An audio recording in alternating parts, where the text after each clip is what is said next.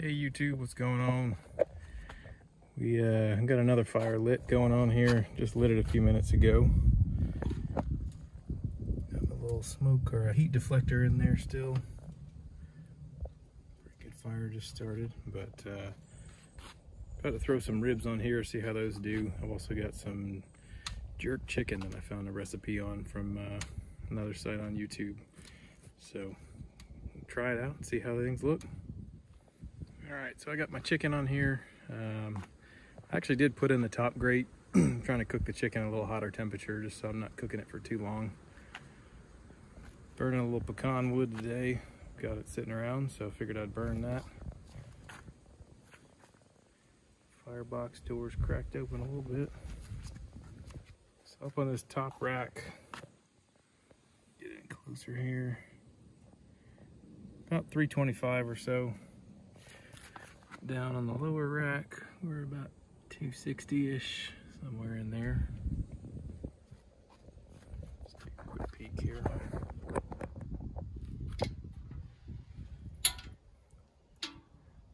Jerk chicken. And it is a hot one today here in Texas. It's about 100 degrees outside right now, so still all right to do a little fire cooking. So we got the ribs on, a couple little chunks. Chicken's been on about 45 minutes or so. Getting some good heat up here on the top. I should probably flip some of these around.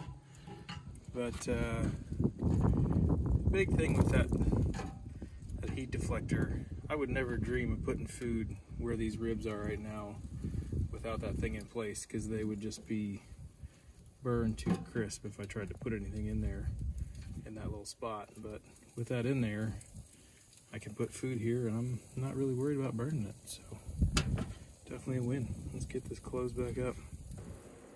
So just a photo of that chicken. I didn't get a video of it before I pulled it, but I was cooking this on that top rack with the heat baffle in place.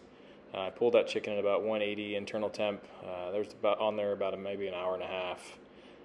That top gauge was reading anywhere from 325 to 350, and you can see they got a pretty good char on them. I don't normally cook with that grate in place. I just kind of wanted to see how it did, so let's get back to those ribs.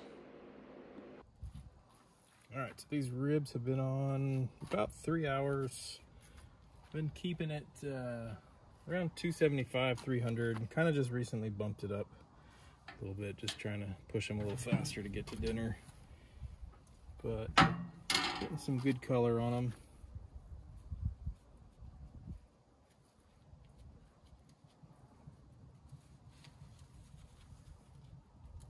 Getting kind of floppy. Looking good on the bottom. The one closest to the firebox, you know, not doing too bad at all. Getting pretty good, so a little pull back on the bones there. Spritz a little bit here.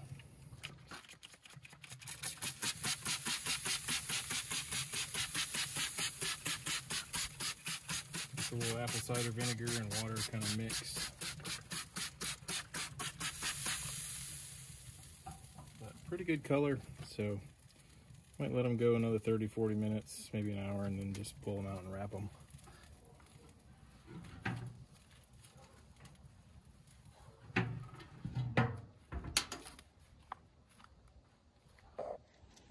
Alright, so I pulled these things. I would say a real good color on them. So I'm gonna take them inside, wrap them up, try a little bit of the bacon fat in there on one or two of them, put a little sauce on another one, just put them back on. So here's the final shot on the ribs.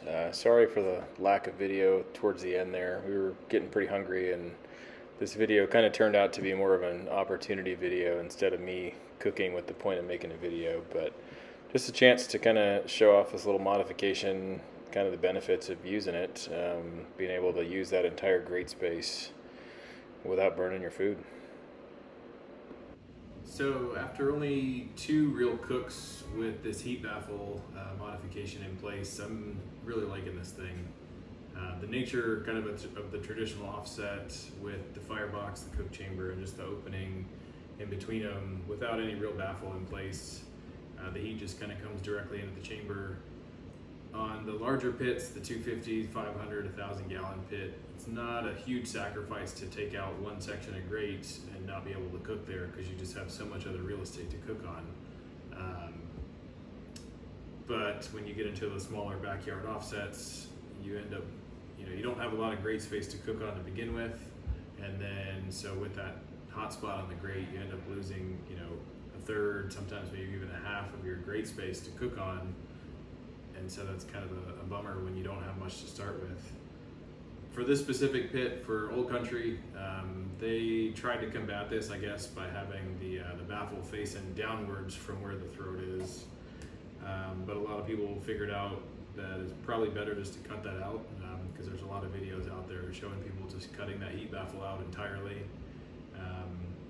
Tuning plates were another option. I kind of saw that floating around out there with the pieces of metal just kind of spaced across the bottom of the pit just to try and help distribute that heat out. But I was looking more for a top-down cooker versus a bottom-up cooker. A lot of different types of smokers that are out there, and there's some that are designed to be bottom-up cookers, but I was just looking for more of a top-down cooker personally. So that's kind of what I was looking for. The Lone Star Grill's Texas Edition offset has a baffle kind of similar to what I've got, what I put in my Old Country Brazos. There's a video I think they put out about 10 months ago, and it actually shows kind of the inside of it and where that heat baffle comes out. Just with their design and where the firebox is, I think that ends up pushing it a little higher because from their video, the baffle kind of comes out and stops closer to the top grate instead of mine where I put it kind of down at the bottom grate where the cooking grate is.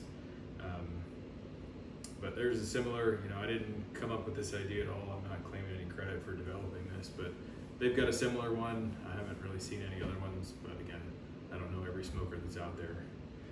If you've got a smaller backyard offset and you're kind of missing that, third or half your grate space from the hot spot, go grab yourself a little sheet of steel. I think I used like 22 gauge steel, so it wasn't super duper heavy, but get yourself some and kind of bend up a little plate and get it down in there and see how you like it. I think you're gonna like it. I've loved it so far, so get out there and give it a try.